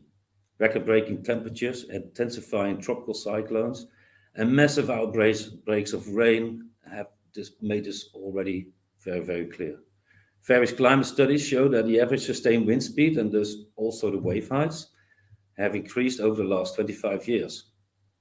It's also commonly understood that speed reductions can contribute in considerable fuel savings, which in its own effect leads to reductions in the greenhouse gas emissions. In this presentation, I would like to highlight 2 use cases where weather insights can be used for voyage and fuel consumption planning. First one is the port operations, but secondly, and quite importantly, is the weather routing. More details about weather routing have already been presented earlier in this webinar, so I'll keep that one into a more meteorological perspective. Correct anticipation using optimized weather forecasts can lead to decisions to lower speed and change courses, or to some extent change the order even of the port selection. Some weather elements that can have a significant knock-on effect on delays are fog, storm, and tides. There are many different types of fog that can affect you on a route or can cause congestions near ports. You got affected fog that can often be observed, for example, in northwestern Europe around springtime, when warmer air or colder air actually moves over relatively warmer seas and then hits the colder land. But fog can also develop spontaneously over land, as we all know it. We see it in our daily lives. When cooling due to diurnal radiation, in the summer this fog will quickly dissipate, burned away by the sun. But in autumn and winter, radiation fog can be more persistent and actually sometimes hangs around all day. This may affect the discharge operations or the traffic at busy ports, or when getting the pilot on board. Our fog probability forecasts provide an easy to understand insight on when to expect fog-induced restrictions. That helps you. High winds are the most common severe weather condition faced by ships in ports. If ships are at anchor in a port during high winds, the port may require that ships, for example, have a pilot on board, or as well as extra tugs to be available for berthing assistance. Dust storms and fog also and heavy rains that can accompany these high winds can also reduce the visibility for seafarers during the port operations. When port tidal restrictions are missed by a ship, it could be delayed up to 12 hours in waiting on the port's next rising tide. This delay can ripple through the complete supply chain, affecting also other ports and terminals. Tide tables are used by vessels to navigate entrances and ports, and these ports refer to these tables in their arrival and departure schedules, so please use them. At Spire, we provide both forecast and historical astronomical tides at 6-kilometer resolution worldwide that can feed into your engines. When we look at the weather routing, there are a few elements to consider for fuel consumption optimization en route. Because a lot has already been said about benefits of using the weather routing engines, as I said before, I will take a more meteorological approach on this. So accurate weather forecasts are vital for fueling the weather routing engines to calculate cost saving and effective routes. I think that was already made very, very clear. The 3 elements that are generally understood to affect vessel behavior most. There are currents, winds, and the ocean waves. Using the information of strong ocean currents, say 2 to 3 knots for ship routing, can actually save fuel and reduce transit time to a certain extent by riding favorable currents or avoiding the adverse currents. And reduction of fuel can add up to about 30% with max reduction, of course, achieved with lower speeds, say less than 6 knots with fishing vessels or with ocean tows. But when we look at tide at port entrances that are exposed to larger tides, there's also tidal currents. Tidal currents can cause trouble for captains when maneuvering their vessels into narrow entrances or when trying to moor for port operations. Monitoring the harbor tide tables will give you an indication when to expect the strongest tidal currents to occur. When a ship maneuvers through shallow water, it may face squat effects, which increases with the vessel speed through water. Currents can contribute to or reduce these squat effects. This is something that should be kept in mind when making the squat calculations, especially in ports suffering from the strong tidal currents. Then, besides currents, winds can also have a significant impact on the safety of the vessel, especially vessels that are exposed with large windage surfaces.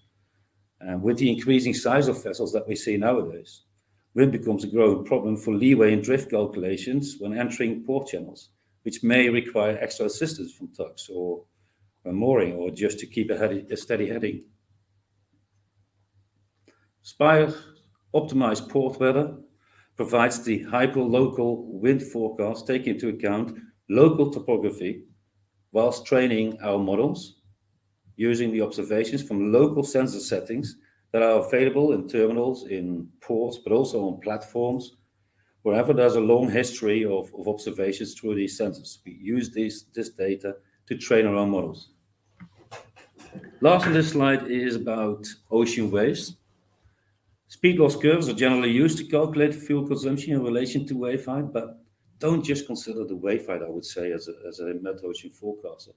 Also consider the wavelengths, especially consider the swell peak period, because this is directly related to the wave that carries the most energy of the wave spectrum. Wavelength is, besides the wave height, an important factor for unfavorable vessel motion, both when sailing, but also in the port, or even faced in when you're in the morning line tensions. Remember that using weather data in your planning is not just about avoiding tropical storms and high winds, but it also relates to taking advantage of ocean waves, winds, and the currents. Fortunately, we've seen that, thank God, over the last 5 years. Weather routing is becoming more advanced, using better vessel behavior insights and more accurate weather forecasts. At Spire, we provide these insights in our risk and efficiency insights solutions. Spire provides various weather forecast solutions via its APIs.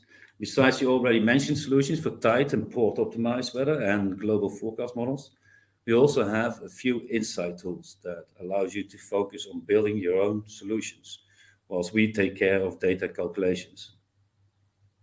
We provide the Maritime Risk Insight, where we combine our Maritime Weather API with key vessel characteristics to recommend the best course of action.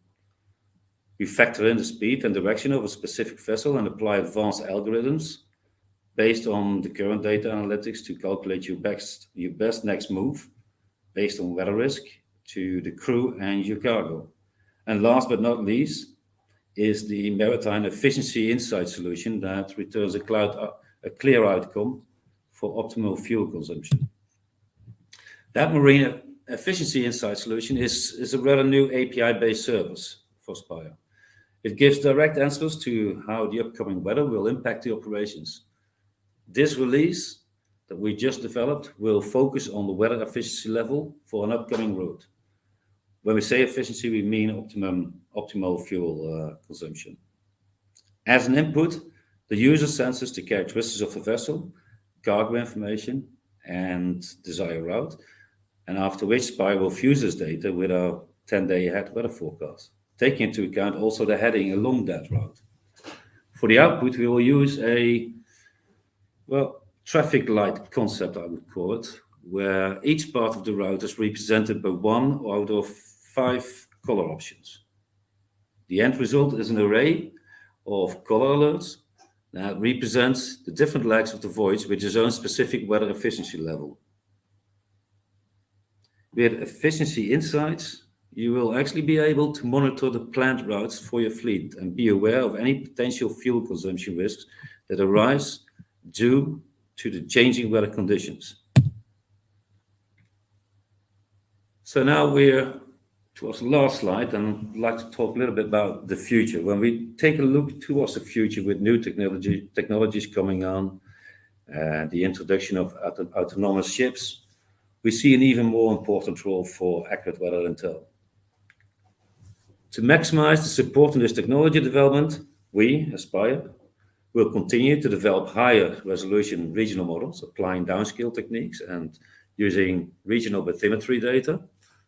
But also, as big data plays a growing role in data simulation in the future, we may collect observations from even non-traditional weather sensors, such as trucks or cars, or from social media messages, just to learn about the present weather conditions in a city.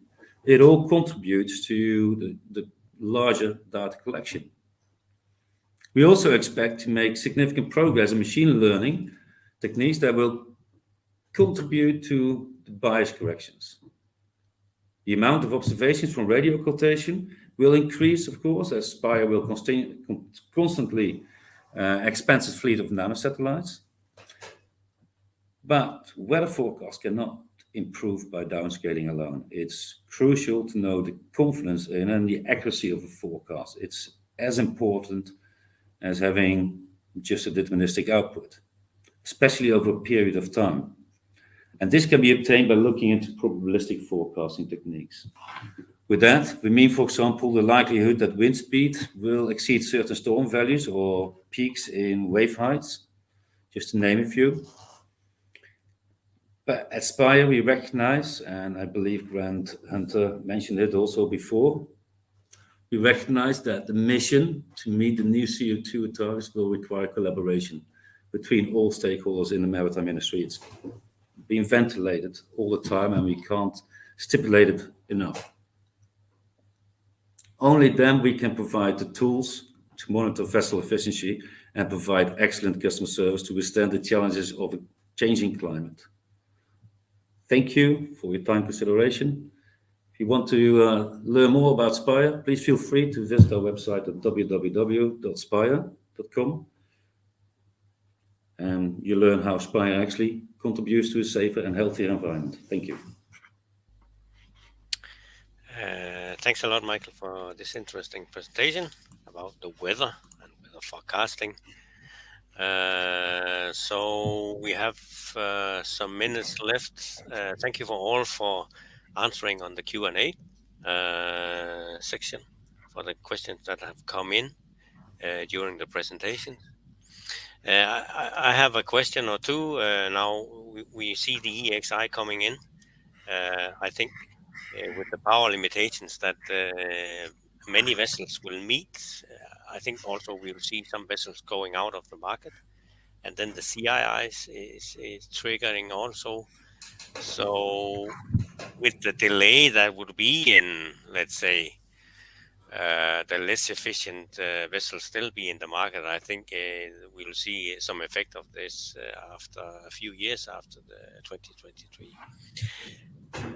But really, do you think it will change the market? I mean, is it still the commercial terms that will drive this, or will the charterers just shop between the efficient vessels, or is it something that, because what we see right now, it's purely commercial terms, but now there's ETS, but definitely there's the CII where there are some limitations in what a vessel can do after a year in E. So is it something that will change the market? Do you have any comments on that? I think we should start with you, Grant.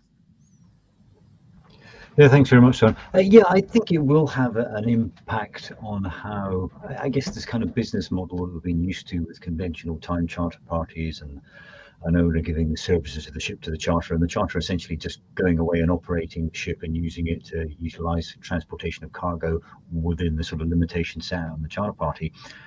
But I think we've got to bear in mind there's a lot of sort of very large major charterers out there, and they themselves are under a lot of pressure to also reduce emissions as well. I think, cargo has to be moved, but, they're under pressure from their own stakeholders, their own shareholders, general public views as well on how goods should be transported and the efficiency that should be involved in that. So I don't think, certainly the larger charterers that we've been working with on these clauses, because it's important to have all these stakeholders involved. The views they're coming across with, they accept their responsibility, that they have got a role to play here.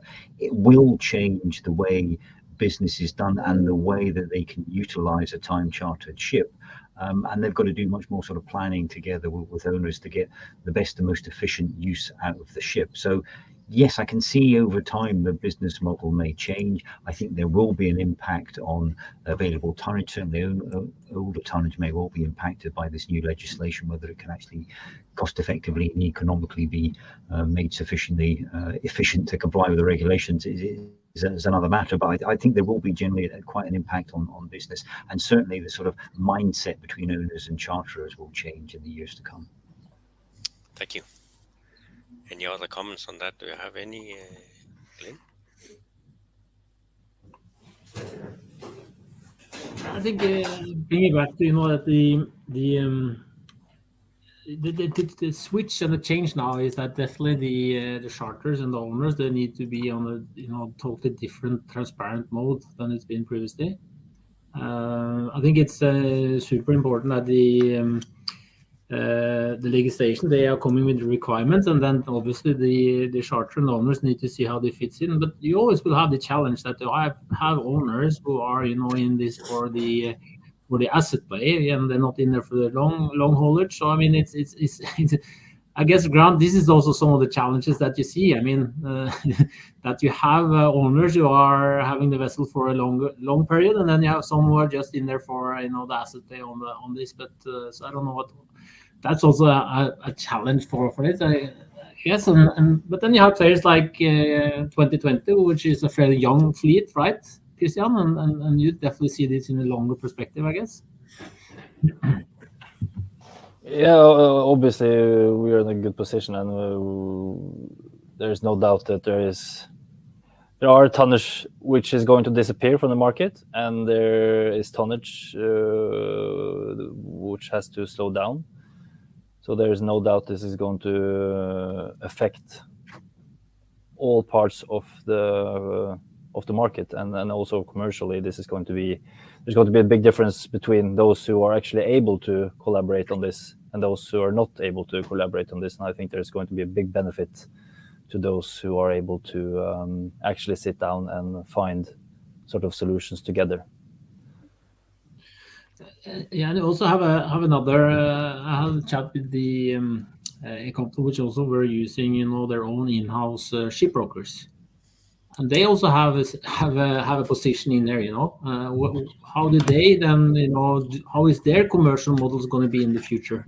When it comes to the ship brokers, and you have the charters and you have the owners, because the ship brokers, when they close, are they going to get part of the gains that because they are rating the vessel better, or so it's that's also something that is on the table now, how that business model would be in the future, right? Definitely. I think there's we already now see brokers who give the impression they're not prepared for either EXI or CII, and I think that's going to be a big drawback for them. So anyone who is up to the game is going to benefit from this, and everyone has to be in the game. And then it's a wake-up call for all of us. You have a comment, Ivan? Oh, well, it's some sort of rhetoric question, I guess. But basically right now, what we see is that the shore-based companies, the cargo owners, also assessing the maritime transportation chain. And this is also part of the push, because this kind of assessment might bring some game changing inside the process. And yeah, for sure it will affect. For sure it will change the way how the participants interact with each other, but it will take some time, I guess. At least a couple of years. So right now we're only observing the first steps of attempts to understand how the things will evolve in the next 1 or 2 years. But basically right now, on the side of the software company, on the side of the deep tech company, we see that it's first of all important to understand your operational model. It's important to understand what actually affects your future ratings, and that's basically that what will appear in the market in the next half a year, 1 year. So that's what we feel right now. May I comment? I think That's why we are here. I mean, as software companies, we need to be agile on this. You have the big ones that definitely are going to take years before they are going to come up with solutions. But we, as software companies coming from the SaaS industry, we need to be agile enough to come up with a solution. When Grant and BIMCO is coming with, okay, these are the requirements, then we need to we need to switch on. If you think it's going to take years, that's not going to happen. It's happening now, and we have to be on top of it. And we have to help them. If you're not helping them, then they will go somewhere else. I guess Christian was pretty clear on that. If you don't give me some value here, I will find somebody else. And I think we have a responsibility also here to raise our hand and say, okay, this is we're bringing in competence from other industries, the process industry, from and we have to utilize this in the market, and I think that is so important now. Because if not, we're going to be.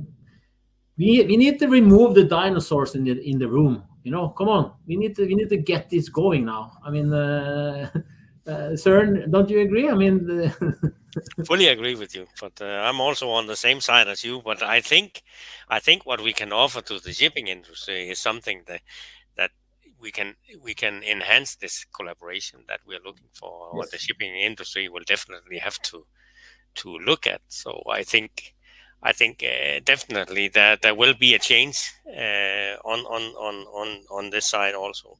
What do you think will happen now for 2026? So these CIIs are now to be evaluated in 2026. Do you think it'll be more strict? Do you think will they change to the EOI because there's no cargo involved in the AER?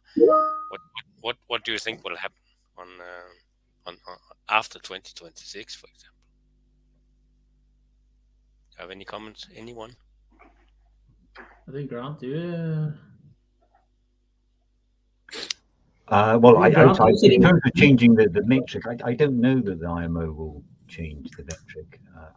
It's, to me, it's a very strange choice they've made, and it has some odd anomalies in it, and what happens to the way you operate the vessel, how it can actually sort of, you do more that ends up emitting more CO2, but you're taking a longer time to do it, but somehow you end up complying. It has strange consequences, and I think I've just sort of put something on the Q&A thing there as well. But there's a lot of external factors affecting shipping. We've talked in some of the presenters talking about the significant impact of bad weather, the impact of congestion. Again, that isn't kind of built into this metric, but it's enough to push down ratings in an otherwise very well run and efficient vessel, and that has to have some significant impact on trade that I think the IMO's really got to look at when it comes to 2026. It's really got to assess what impact is this having. Yes, if it's driving down emissions, that's the ultimate goal, but what cost? If you end up having to build more ships because the world fleet's had to slow down in order to reduce its emissions, then that's not necessarily going to help, because those individual ships are going to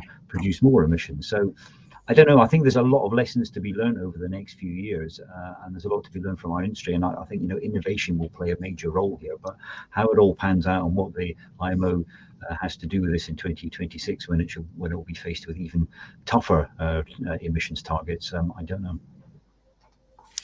Do you have any comments, Ali? I just want to say, I thought about the comment on dinosaurs, and I really feel like what we need to make this work is actually leverage the deep experience people have in the industry, and really demand that data providers and software providers really make it intuitive and integrate with the operator's daily life. The entire reason Orbit was developed was because Stena did not want to have one more system, and emails are separate, and then weather is separate, and sensor data is separate. Everything is kind of like fragmented, and that's why we hear a lot from our customers and partners and prospects that they have a lot of data. It's just how do they actually use it. So we pay a lot of attention to collaborating with all the different parties, but we have one passion, and that is to really focus on the end customer, the client-centric approach, where we empathetically help our operators actually, instead of having a more complicated and siloed environment, streamline into the workflows that they do every day. And I think that's where you combine the rich experience that, gut feels that people have that are just so extremely valuable, but then power that gut feel, couple that with real intuitive workflows that contain the data you need from great places like Spire and working with Navidium or Orbit. Doesn't really matter. I think the most important thing is to think about the client-centric approach and make their lives easier, not harder. Do you have a comment, Maikel? Yeah, I completely agree with Mr. Riaz. It's collaboration, and that's been called in this whole webinar and yesterday's webinar as well. One cannot come with a solution itself. I mean, we Spire, we can feed the engines, but we cannot build the engines. And someone else can build the engine, and everyone contributes to this industry. And when looking at 2026, even looking at the offshore industry as well, I mean, there's vessels involved there as well, of course. That's all driven around safety. They look less at the CO2 emissions at the moment, but they will have to look into that as well. But don't let's build just something for the CO2 emissions for the reduction, but keep that safety aspect into mind as well. Maikel, we are actually clients of Spire already, so we're collaborating. Yes, I know. Yeah, on IAS date, I believe. Right. So one thing is that this CII, it can let's say encourage people to sail with empty vessels to get some distance and no emissions. Do you really think this is going to happen? I mean, you don't get paid to sail with an empty vessel, so I mean, isn't it just? Well, let's see what we can do with the CII. Okay, we can do this and that, but there's also like the commercial viable solutions. Well, we've seen it, Soren, in the car industry, of course, as well. We've got the first cars now running autonomous by trial and error. I haven't seen the first truck driving around autonomous yet. So it all depends on what side of vessel, I guess, you have, and what's the purpose of the vessel as well. That's a very important aspect of the autonomous industry. Yes, but I was just considering so the options that are to use the CII to the max to get the good ratings. I mean, I don't see this situation with vessels just sailing in ballast to get the good ratings, but I could be wrong. Any comments? Well, it's really hard to forecast what will happen, but I guess we can discuss what should happen, because basically the good part of the CII is the motivation to integrate between the stakeholders, between the ports and fleet operators, and that's a positive part, because what should happen by 2026 and what we are like actually all waiting to have at least some kind of worldwide standards, so the ability to communicate between vessel to port, and for the ports to start at least some kind of new wave of automation, not to lose the clients, because sailing in ballast, yeah, for sure. I also the autonomous vessel sailing in ballast, for the better CII sounds like really funny. At the same time, right now the challenges is rather about the mass market automation and the mass market process of several basic layers that might appear in the future, and we are all waiting for them, and actually everyone is waiting for them. So that's, if this will happen by 2026, we will have a much better landscape of the industry landscape and the ability of increase the efficiency of operation. And I guess the positive sense that stays behind the CII is rather about this motivation. For sure, as sometimes happens that the implementation process is not always 100% ideal. Yeah. I have a question on this, Grant. When you say that we are in shipping, and if the ship owner, he will get better rating, but having the vessel in ballast, he will do that, right? I mean, it's all about if the rating is good, and but if he loses his rating, but the rate for chartering out the vessel is, I mean, this is shipping, right? This is how they do it. Well, I think it's a good point, and this is how is the market going to respond to this concept of ratings? I mean, he's been given this sort of A2 rating with A superior. This is the best possible, vessel you can hire. But the reality is, because of external factors, as I mentioned, your rating might drop, but you're just a perfectly good ship. But you got delayed by massive congestion in a port and then hit by bad weather. Your ship's just as efficient as it was. So how the industry, how charterers perceive that rating, I think it's going to be quite important. So I think the more information is required than just saying, okay, I need an A or a B rated ship, otherwise I'm not doing business.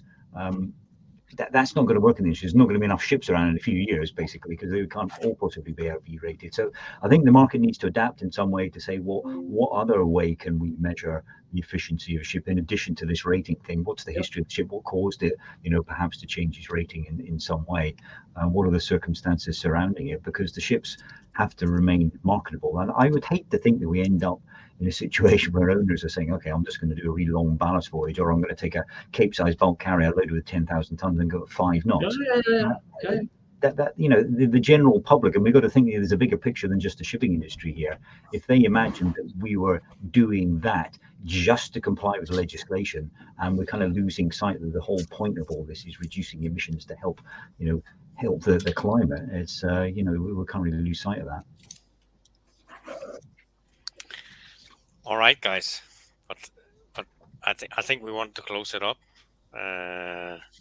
Thank you very much for your presentations, and thank you for also taking the discussion here after the presentations, and also thank you for answering all the Q&A that we had.